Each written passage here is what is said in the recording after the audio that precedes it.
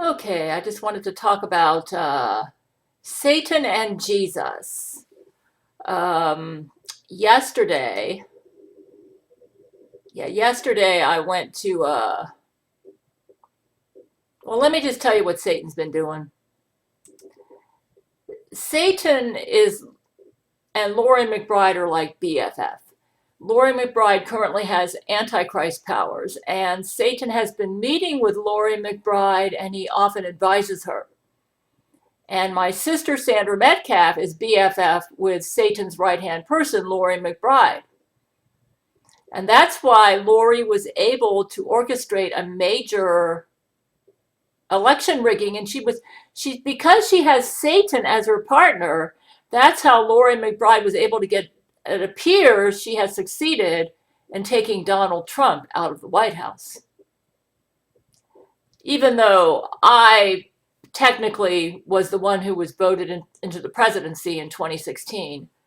Regarding my toe, it appeared it's still a little purple. You might say it appears that that Laurie McBride used her brain control to cause me to break a bone. Brent Spiner, it really hurt a lot right after the injury, and I had to lay in bed for a half an hour, and I couldn't even move. I was in so much pain, and I thought, what happened is the toe got caught on the corner of my chair, I think it was, and it got pulled outward. I didn't hear anything break or crack, but I believe Laurie McBride used brain control on me to numb me, because I actually went to a Jesuit dentist who did a procedure. He actually was able to drill into my teeth without giving me any Novocaine, and I didn't feel any pain. And I think the Jesuits were testing their ability to use brain control to anesthetize certain parts of the body so that when they want to go in there and like do a procedure without the person feeling it, they could do that. So I think that's what happened with my toe. They used brain control to anesthetize the nerves for pain so that I could break the toe and not realize it. So that's what I think Laurie McBride did. So it's still, the injury was about 2.5 weeks ago. It's still a little purple. It's possible I should not have gone for my walk today. I may have to relax the toe again. I mean, the purple sort of comes and goes. I have a feeling I aggravated it by going for a walk. It comes and goes. What I think is really aggravating the injury right now, we are dealing with a little bit of a broken bone in there. It doesn't appear to be crooked. It's more swollen. What I think is happening is because of Laurie's super yeast infection in my body. Super yeast are attracted to inflamed tissue, so it appears that the yeast are traveling to the site of the toe and causing inflammation. So that's going to take a while to heal. Brent Spiner, who's an MD, he said there's nothing you can do on this. And he said pinky toe injuries are very common. He said it's going to heal on its own. So, and he recommended that I not walk but use the glider. And I probably pushed it a little bit too. I noticed the toe is a little bit more purple than yesterday, so I might have pushed it a little too much going for a walk. But I miss my walks. I miss the vitamin D sunshine. But I think it's going to be back on the glider for another week. You might say it's worse when I wear my walking shoes because the edge of the shoe kind of pushes in on that pinky toe. But I don't believe that it doesn't look like it's been misshapen or anything. It's just, I never even suspected I broke the toe after it happened. I didn't hear a crack or anything like that. So, but then she might have used brain control on me to make me not realize it. But anyways, Laurie broke my toe using her brain control.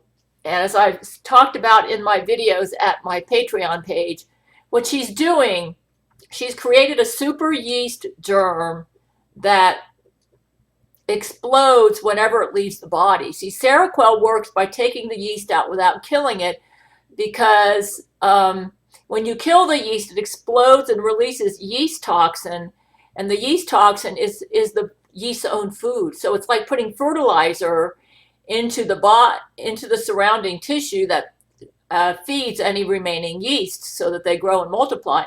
Well, Laurie's worked around Seroquel by creating a super yeast that has brain control drugs in its yeast toxin. So any way that the yeast leaves the body, she's created a yeast that is programmed to explode if it leaves the body anyway, so that it will release its yeast toxin and feed. And not only that, in the toxin are little baby yeast spores. So not only does the toxin have brain control drugs in it, but it also has little baby yeast spores, that like 1,000,000 of them per yeast. It's no wonder. So you might say, well, what do we do? This is terrible. She's created a germ that explodes in any way that it leaves the body. It's like you're stuck. Yeah, she's a bitch that she created this. This is a major war crime. And this is what she's putting in the bomb clouds over your head. Yeah. In fact, this is probably the biggest election tampering, because the United States has really gotten big into the hood mentality, where they're all spending their money and violating the Gail commandment for only spending money on food and bills. And so that's weakening my Gail shield and enabling them to have a worse, they're barely fighting off yeast brain, where this super yeast has infected their brain, filled with her brain control drugs, like I've already described. And she's able to, I think she manipulated the vote by putting everybody under her brain control to vote for Biden. I mean, look what a nincompoop he is. He never makes appearances. He's like the lousiest presidential candidate you've ever seen in presidential history, and he won. Trump was working his tail off, going to meetings and rallies, and he lost, or supposedly. Actually, I think there was a lot of election fraud going on. Part of the election fraud that was going on was brain control. Now, under my conspiracy law, if anybody's under brain control, they're considered an unwilling agent, and their vote does not count. So that's where my conspiracy law is brilliant. But that's how she manipulated the election. She put everybody under their brain control, so basically they didn't have their own autonomy. So basically you had millions of Laurie McBride robots who voted for Biden. Millions. Millions and millions who voted for Biden. They were all controlled by Laurie McBride's brain control, because they all had yeast brain. So yeah, that's what she's done. And she says, well, how in the world does she use brain? Well, she's created a special yeast for me. It's specifically attracted to my genetic profile. And it makes me cough, because the toxins, I'm allergic to yeast toxin. And I think she's figured out which portions of the yeast toxin I'm really allergic to. And she's put extra strong doses of that in the clouds, so that I breathe in this yeast that's filled with the yeast toxin I'm allergic to, so it makes me cough. And because she's engineered this COVID disaster, she's saying, oh, you got COVID, you need to go to the doctor. No, I have yeast cough. Yeast, it's an allergy cough. That's what it is. It's an allergy cough caused by allergy to the yeast toxin. She says, well, you're the only one who's doing it. Well, most people haven't had the yeast infection for as long as I've had to develop an allergy to the yeast toxin. But Dr. Philip Ranheim in Everett, Washington, actually did tests on me, and he found out that I had it. He's the one who first made me aware that I had yeast infection. He discovered it in my bowel, when he did a fecal analysis and stuff. And he also said, not only that, you're allergic to the yeast toxin. He made me aware of that too. So it's like a double whammy. So apparently I've had this infection for so long. Of course, he called it candidiasis, but he said you've got an infection in your body to the worst yeast out there. That's what he told me. And he put me on amphotericin, and that helped for a bit. But what he did not realize was that this specific yeast is basically incurable without Seroquel.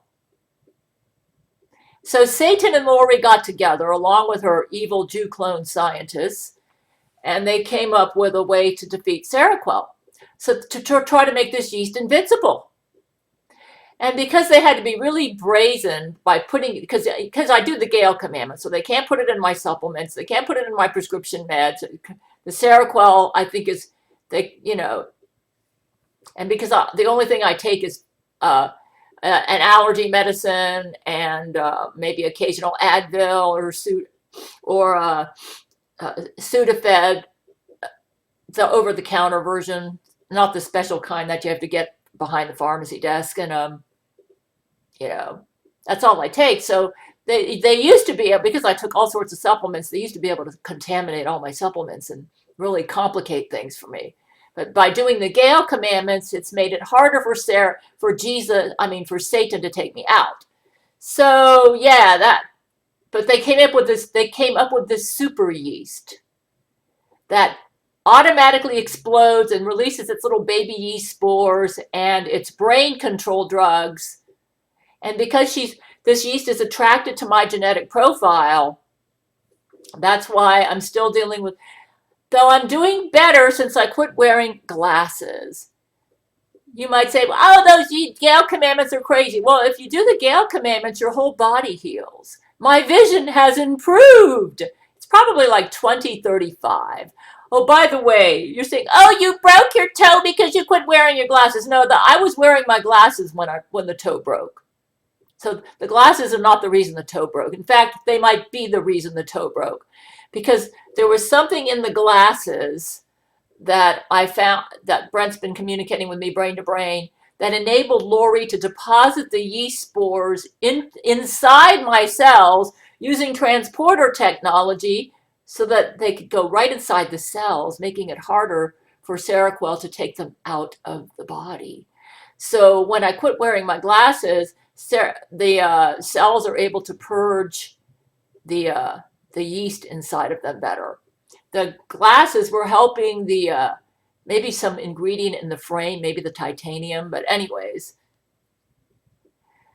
Satan is determined to kill me and to make me crazy, so to make it look like I did myself in because of my own insanity and not because I'm the #1 target. I am probably the most. Satan is 100% obsessed with me. He has been since I was born because of my King David and Catherine the Great genetic profile. My great uncle was Howard Hughes. And Zach Knight, who used to be the Jesuit leader, admits to me that that the Jesuits made him go crazy.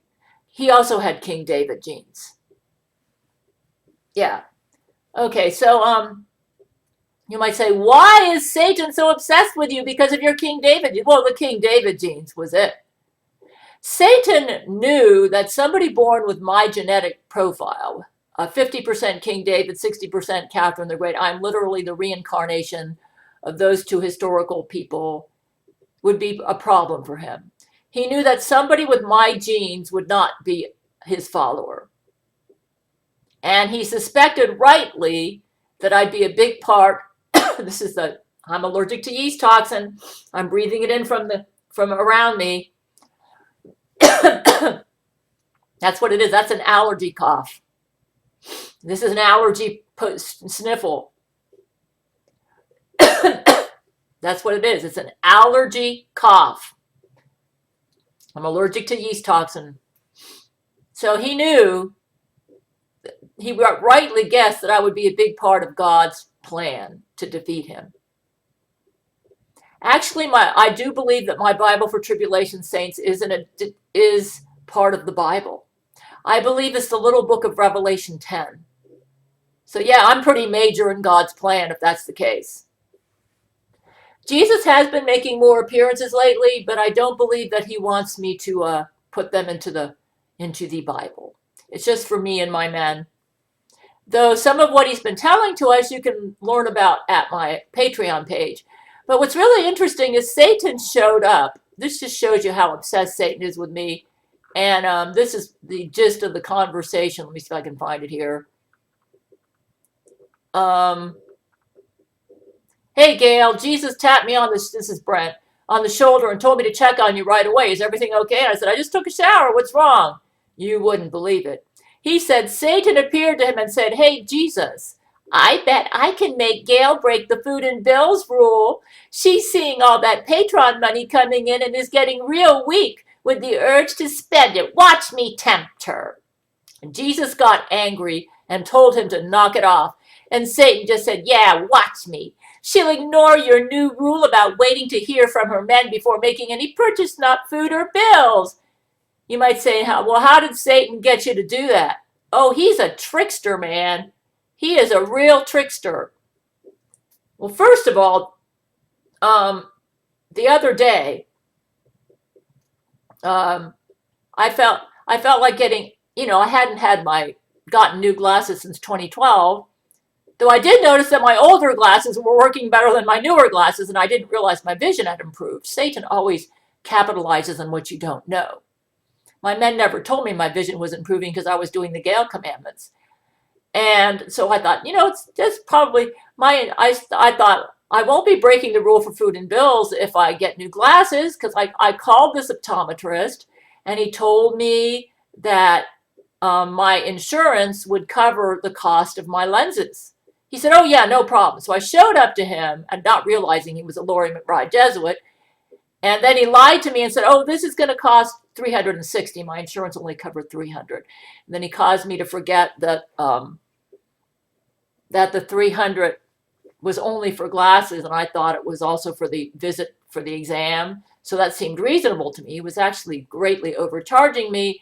So Satan used amnesia, or Laurie McBride. Satan, Laurie McBride, same thing, because they both work like this, So it's like Satan used Laurie McBride's brain control to cause me to forget that the $300 is only for the glasses, that the exam was already covered by my insurance another way. So I didn't realize that I was being manipulated into breaking this food and bills rule.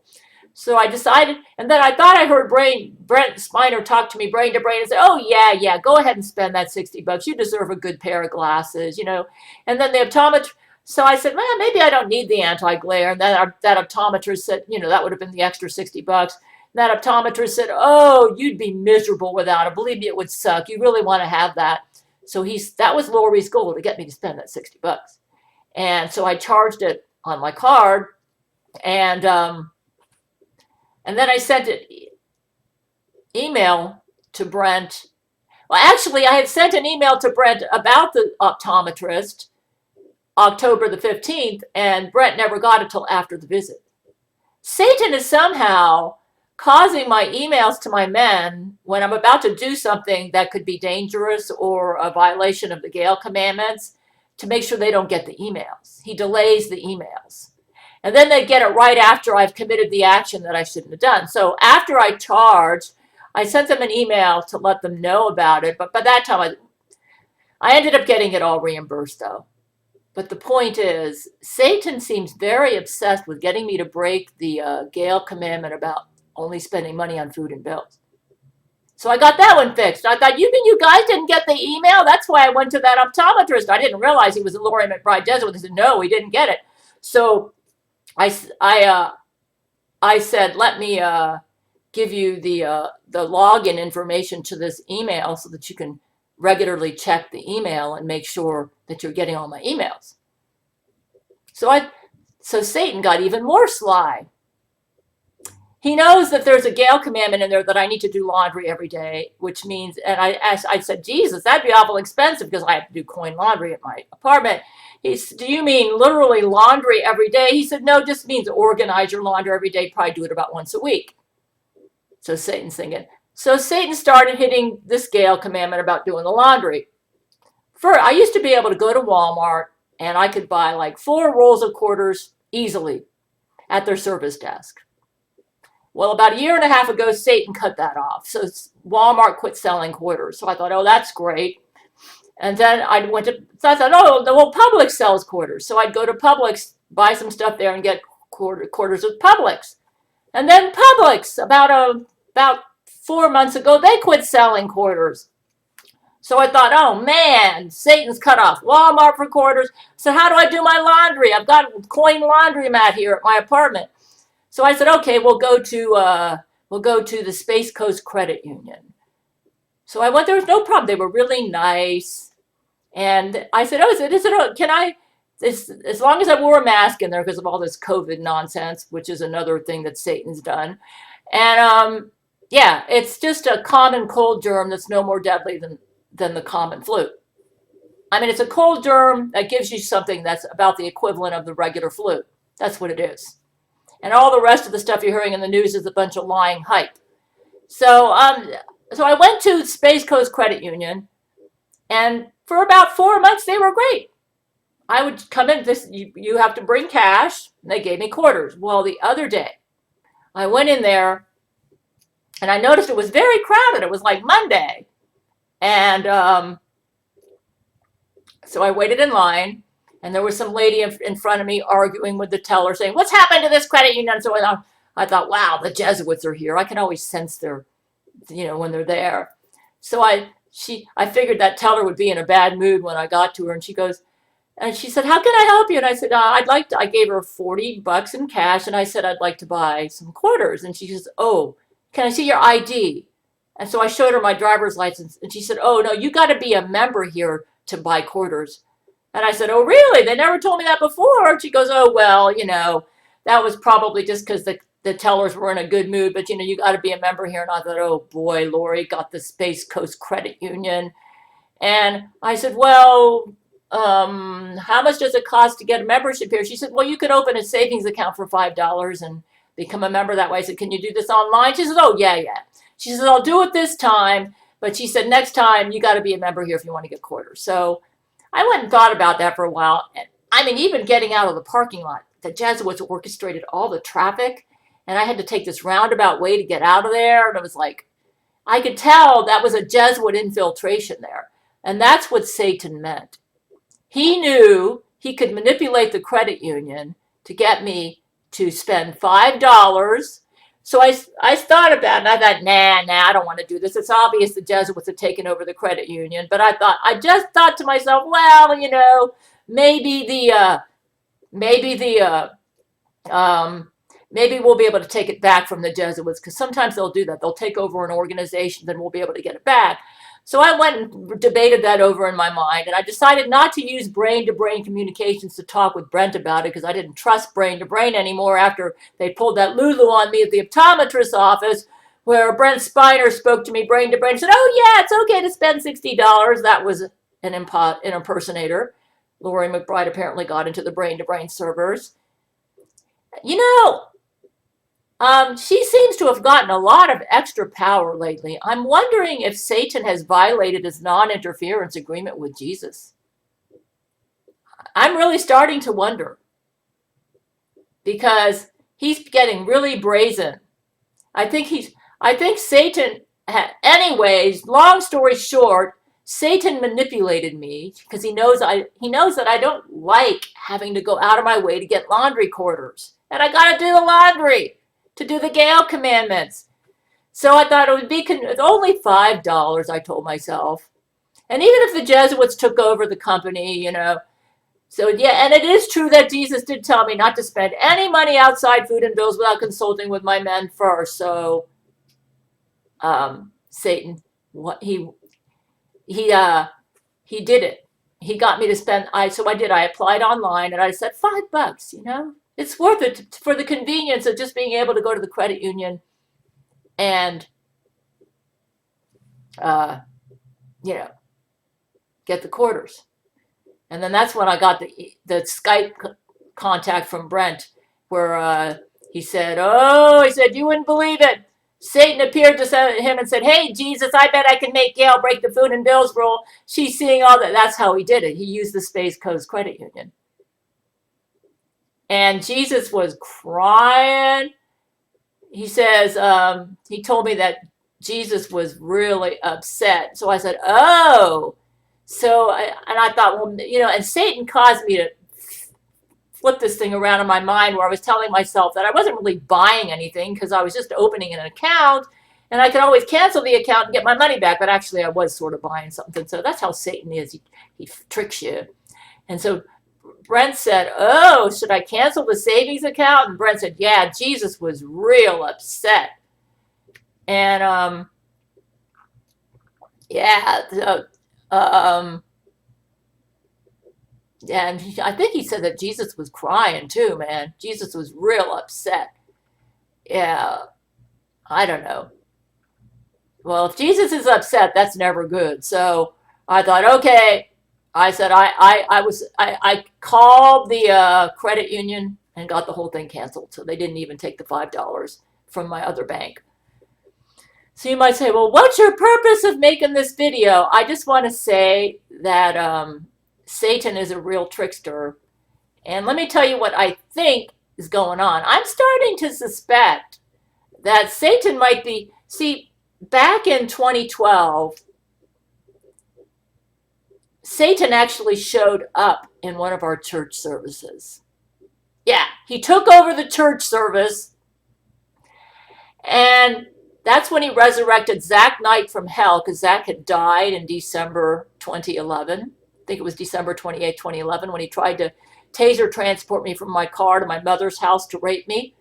And Jesus actually caused the taser net to, when the taser net hit my car, ricocheted, went back to my mother's house, and killed Zach Knight and took off one of Rule 13's arms. I think they were able to get her arm back though. But yeah, and it killed Zach Knight, and he went to hell. So Zach Knight was in hell from about December 28, 2011 till Satan resurrected him from hell as the Antichrist, February the 14th, 2012. Satan showed up in the service first. I'll have a link to that underneath this video. I actually have a page devoted to that. And he wanted to talk to me. He says, I want to talk to you, Gail. I want to talk to you, Gail. And I said, I'm not talking to you. And I kept reading Bible to him. I was new at dealing with Satan directly. He's been obsessed with me my whole life, but he decided to really take me on full blast. And I thought, I'm no match for this devil. I said, how do we get him out of this church service? I said, can we cancel this church service? And Satan said, I locked all the doors and they can't leave, Gail. So it's like he was having so much fun taunting me. Finally, I got down and I said, Jesus, show up. We're no match for the devil. Jesus, show up. And after praying and crying, then this ball of light just showed up in the auditorium. And then what happened was Satan actually resurrected Zach Knight from hell, and he thought it was so hilarious. He was laughing and everything. And Satan entered Zach Knight's body. And my men said, Satan's going inside Zach Knight's body. And Satan entered Zach Knight's body, and I didn't know it at that time, but Zach Knight at that point became the Antichrist. And Satan said, I'm going to give Zach Knight the power to turn all men gay. You like that, Gail? And all of a sudden, my men started making love with each other, and they couldn't stop it. And I said, Jesus, show up. So Jesus showed up, and he ungayified. That's what Jesus said, all the men. And he had a long talk with us. And that's in my Bible for Tribulation Saints. And from that point forward, Jesus has been meeting with me and my men regularly. And he's especially been meeting with Brent Spiner. He will not meet with me one-on-one because Satan likes to impersonate him. Well, very shortly afterwards, this is where Satan always works. He always hits you where you're ignorant. Up to that time, me and my men had brain-to-brain communications. That's brain-to-brain is where we use satellite signals and mind-reading technology and emotion-reading technology so that we can communicate with each other through the satellites and the signals. At that point, they were I'd say about 95% accurate. Every now and then, the Jesuits would get in there and impersonate and cause problems, but they were pretty accurate. So I wasn't expecting what Satan would do next. But somebody showed up brain to brain and claimed to be Jesus. And they claimed that they wanted to make love to me. I didn't realize it at that time, but Zach Knight, as the Antichrist, had hacked into the brain-to-brain servers. And he actually tricked me into believing he was Jesus. It was pretty elaborate. You'd need to read my Bible for Tribulation Saints to get the whole scoop. And He impregnated me with Satan's black devil semen. Satan has black colored semen. And he impregnated, from what I understand, all my eggs. Even though I was in menopause, he was able to do it. The Jesuits had the technology, they can impregnate even a woman in menopause. Jesus had to show up and abort all the babies. And then Jesus said, he said, because this has happened, Gail, I have made a non-interference agreement between me and Satan, where Satan is not allowed to show up and interfere with you anymore. And if he does, I'm going to beat him up. And that, I believe, has worked up until now. I'm starting to wonder if Satan is violating his non-interference agreement. I think he's figured he's got more to gain than lose by doing so, that he's willing to be beaten up by Jesus if he has to. Because I find it very interesting that Jesus was telling me about how Satan had this conversation with him. That I said, this sounds like a violation of the non-interference agreement, which explains why I'm being tricked again. I mean, say that you got to admit what he did with the optometrist, messing with my emails and all that. That's Satan causing problems. He's interfering, man. He said, and then taking over the credit union, and because he knows, and making sure that I don't get my laundry money. He's trying to make it so I can't do laundry. My man eventually told me just try going to laundromats. They said if worse comes to worse and you can't do laundry at your apartment because you can't get quarters, just go to a laundromat where they might let you use a card. So you can still do the Gail commandment. You know, they might let you use your card to pay for it, your debit card. So I use my debit card like a credit card because Jesus had me rip up all my credit cards. So you might say, you think Satan's interfered? The non-interference has stopped? I'm starting to wonder, because Lori McBride is too good. I mean, she's good to the point where I think literally Satan's just literally taken over her job. Well, she's basically Satan's right-hand person anyway, but she's too good. Satan has apparently come to the conclusion that,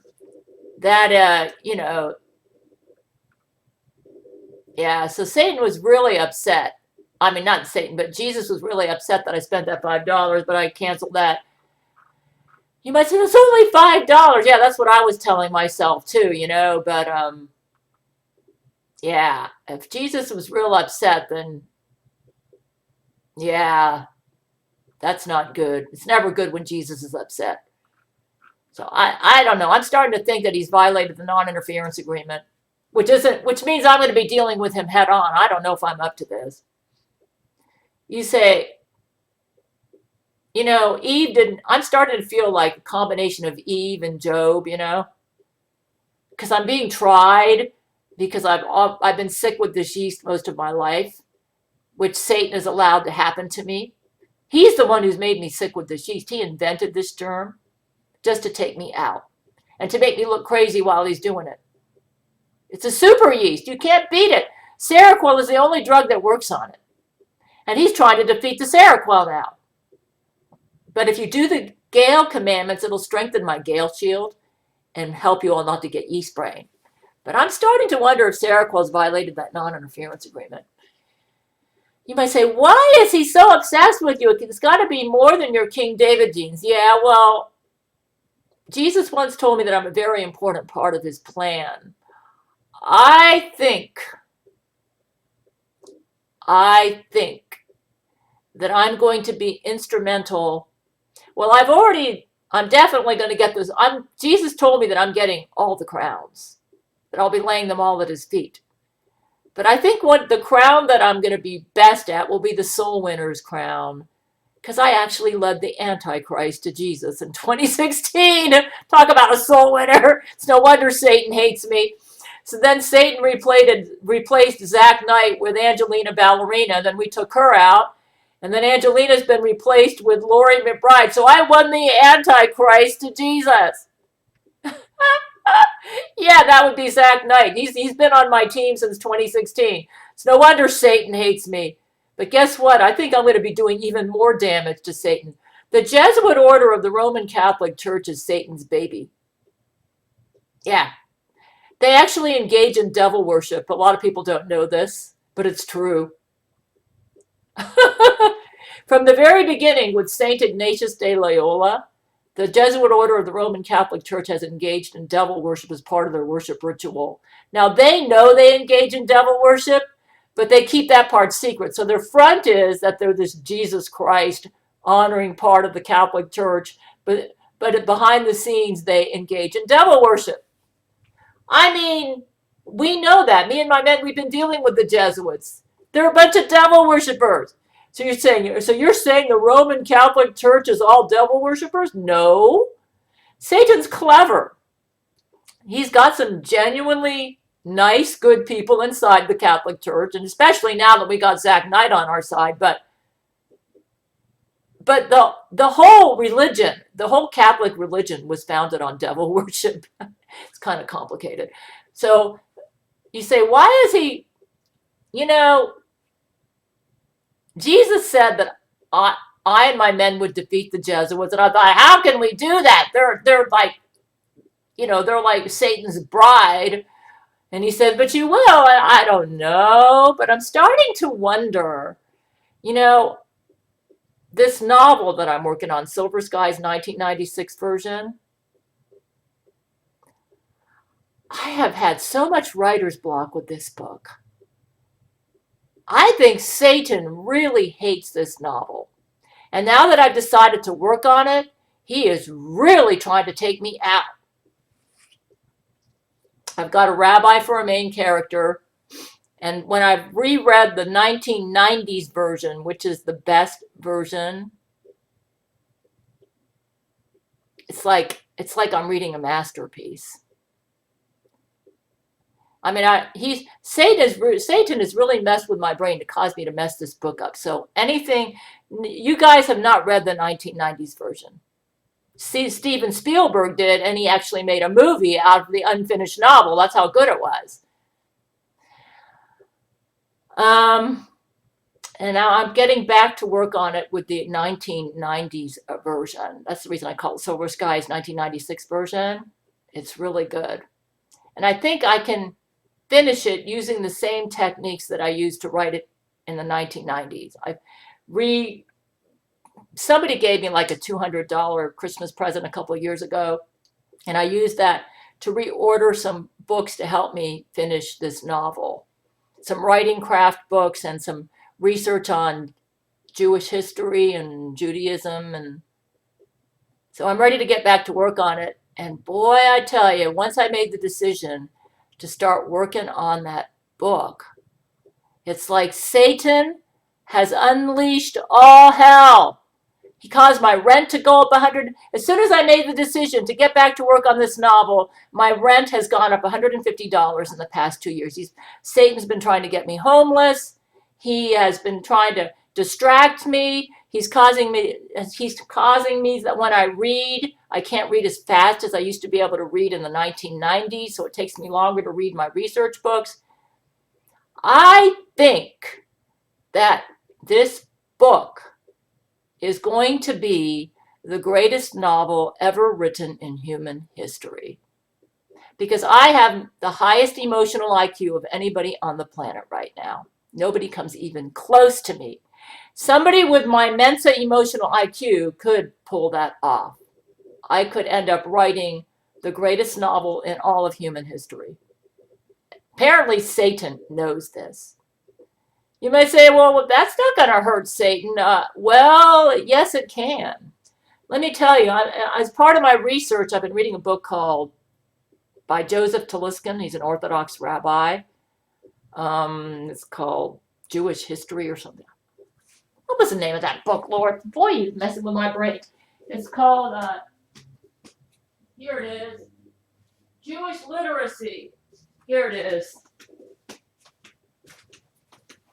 As you can see, I can walk pretty good in my flip-flops. This book right here. I bought this with that $200 Christmas present I got in 2018. And I'm about halfway through there. It's written by an Orthodox rabbi. It's part of my research for Silver Skies. He said that when Leon Uris wrote Exodus, it was such a big seller that it was responsible for the United States sponsoring Israel and financially supporting Israel when they were a new nation. He said that novel really made a big difference. I love Exodus. In fact, that was one of my inspirations for my Silver Skies 1996 version. I also love The Thornbirds by Colleen McCullough. So I was thinking, if I end up writing the greatest novel ever written, and it affects the world even more than Leon Uris's Exodus did, it's possible. You know why one of the reasons Laurie McBride is so strong? She gets a lot. She's taken over. She's the shadow leader of the nation of Israel right now. And she's got a lot of Jew clones supporting her. Jews are a pretty smart race. So she's got some super brains in her network, which explains why she was able to manipulate this coronavirus nonsense. Those are all her. Fauci is a Jew clone. Yeah, we found out he's a Jew clone. Let's say I write the greatest novel in all of human history. I really pull it off. And with a rabbi main character. He's a conservative rabbi, but he's going to go more orthodox towards the end of the book. A conservative rabbi who becomes a Christian and deals with the Orthodox in Israel towards the end of the book. And the only way he can be with his true love is he has to be the instrument to lead the Jewish nation to their Messiah, Yeshua HaMashiach. That's what Silver Skies is about. And his enemy is the Antichrist. It's funny because when I created that plot, I had no idea how much it would parallel my own life. Honest to God, when I created that plot from 1993 to 1996, I just thought it would be fun to make the Antichrist the villain. I had no idea that the Roman Catholic Church was even interested in me. I figured that out in 1999.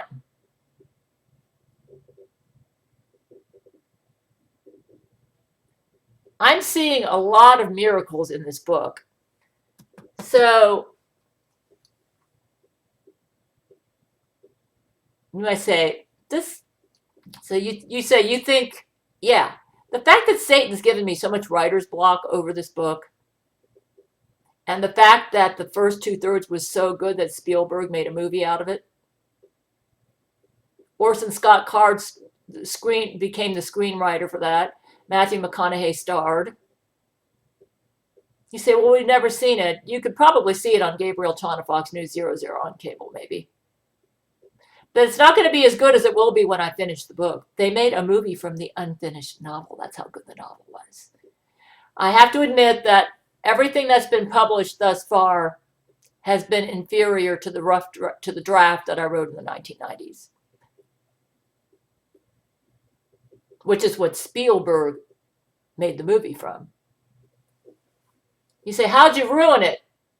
You know, when Satan is obsessed with your book, he can use brain control to get you into I have a tendency to overthink things when I write. And I do my best writing when I tune into my intuitive INFP soul. And the reason the first 2/3 was good in the 1990s is because at that time I wrote it as if it would be the only novel that I would ever write, which may be true. And I created characters that were patterned after my own life. So I created the Dor Ben Habakkuk character, the rabbi character, to be sort of like Brent Spiner. The Brianna Wilhelm character was sort of patterned after me. And then the Franz Wilhelm character is the only character that was kind of fictional, totally. But I made him a German. And I had no idea at the time, but I was really tuned into my intuition. And that's why the book was so good. Now I need to use the same tactics for the last third, and I think I'm going to be able to do that. You say, what do you mean by intuition? Every scene I created was based on something that hit me personally. So I was really able to use my Mensa emotional IQ to delve into how it affected the character and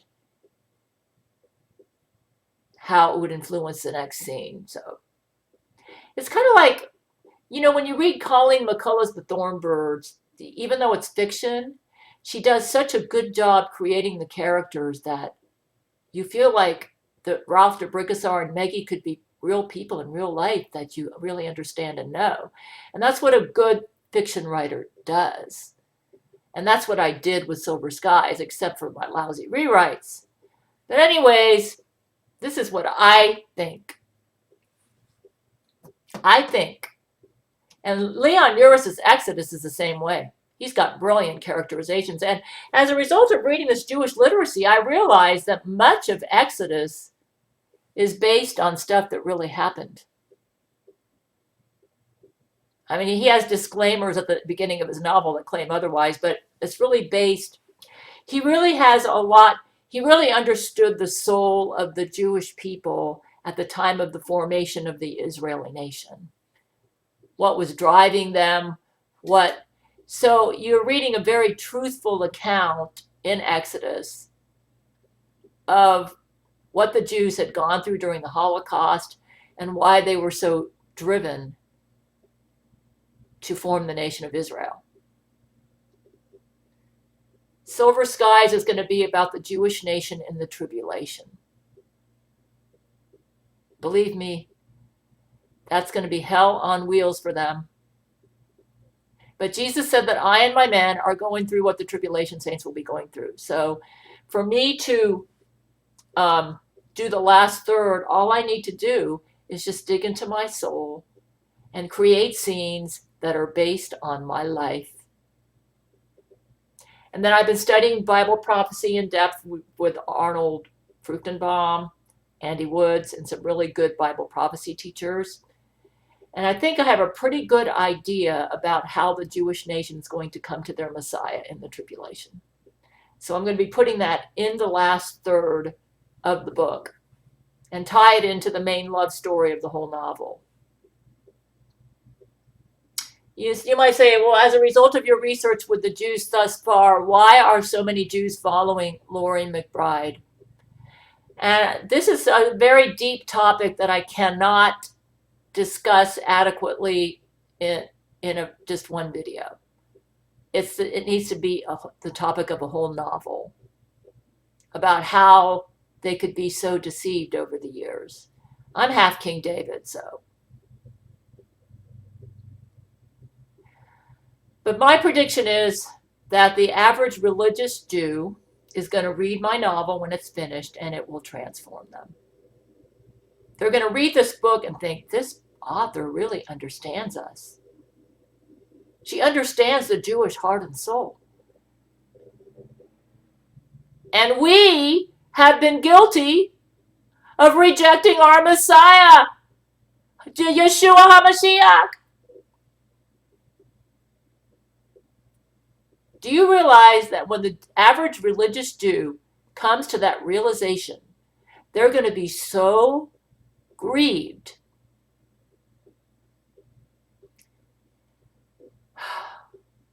They're going to realize their Jewish religious leaders failed them when Jesus showed up the first time, that they didn't recognize their Messiah had shown up on earth.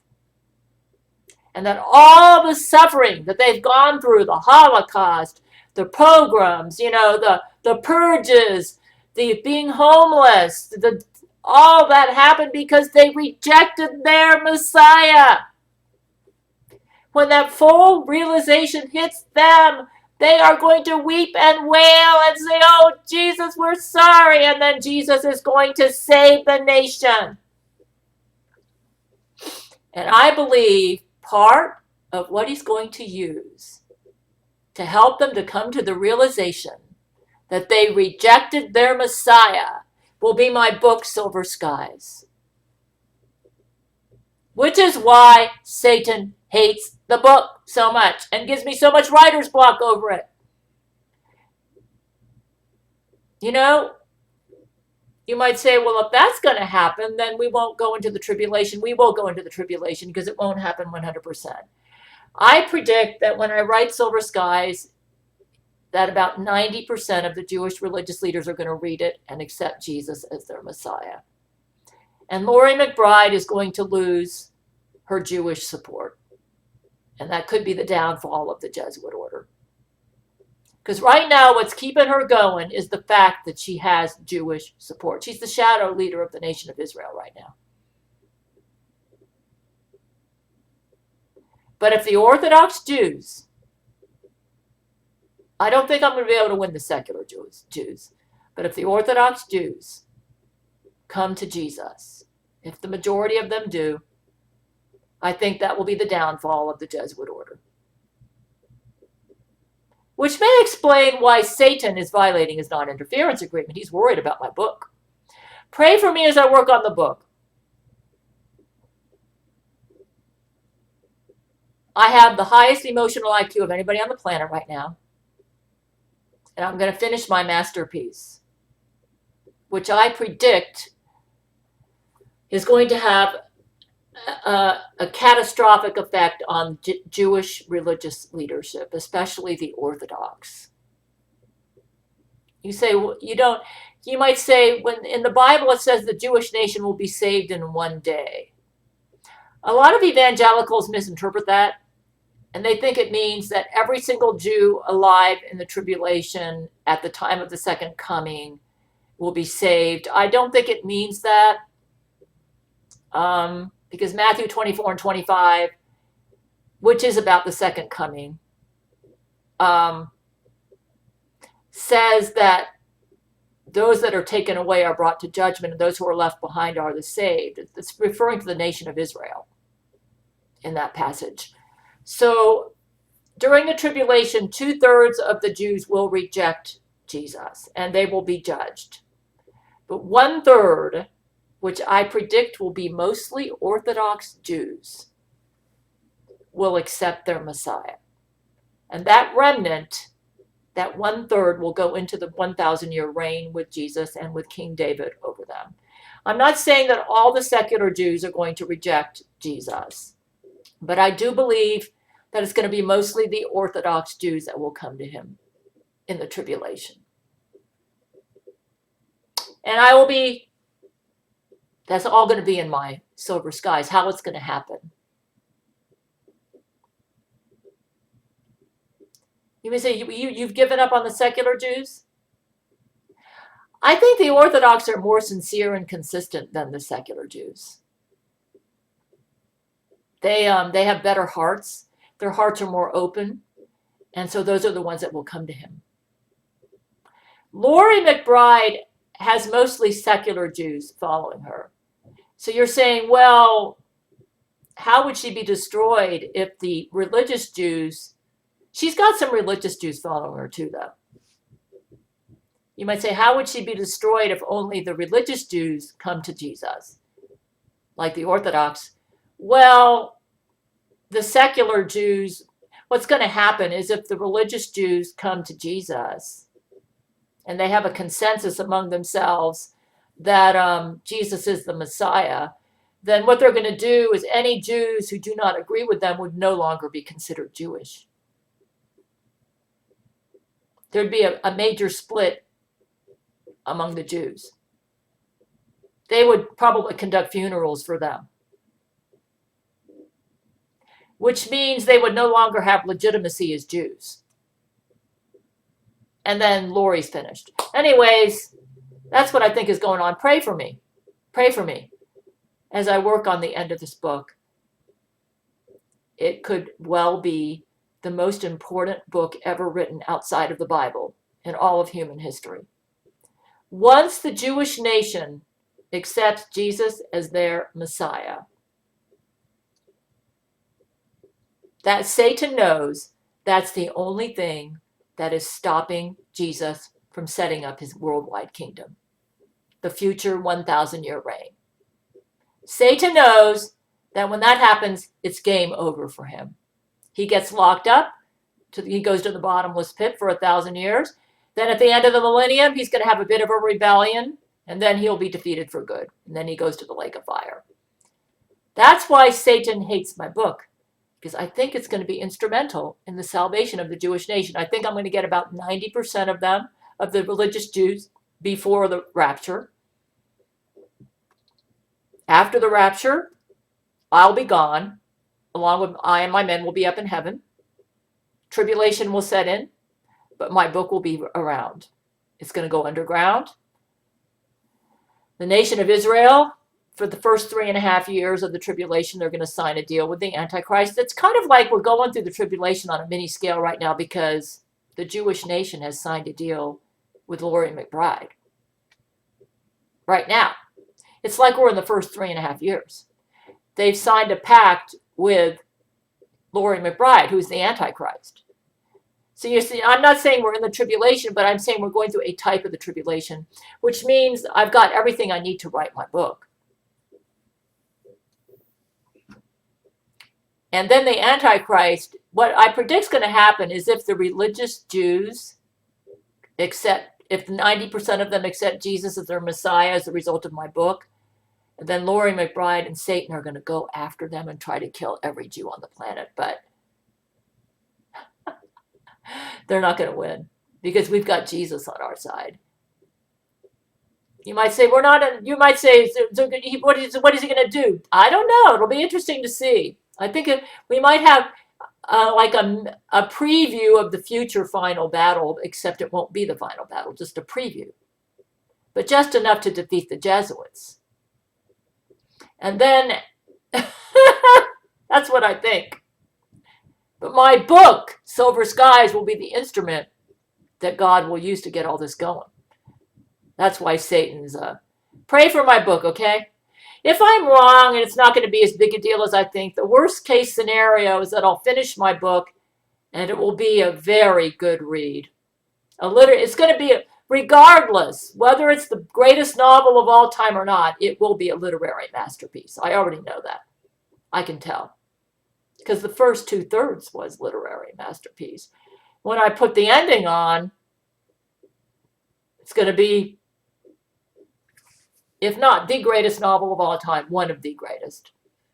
Because it's going to be written by the person with the highest emotional IQ on the planet. You got to expect anything that comes out of me to be pretty impressive. Okay, pray for me as I work on the book. I want to see a lot of Jews come to Jesus. I bet it's going to happen. It's no wonder Satan's as nervous as hell. Thanks again to my patrons. Your support and encouragement has really helped me in our fight for true love against the evil Jesuit order. I'm really happy to have such awesome friends, and I really like hanging out with you guys on our movie nights. So thank you so much to my Patreon supporters. This is a shirt that Zach Knight sent me for Halloween present. And here's my corkboard. When you send me stuff at my P.O. box and cards, I'm going to put it right up here, and you'll see it on the back of all my videos. Gail, Gail, Gail. Gail, Gail, Gail, Gail.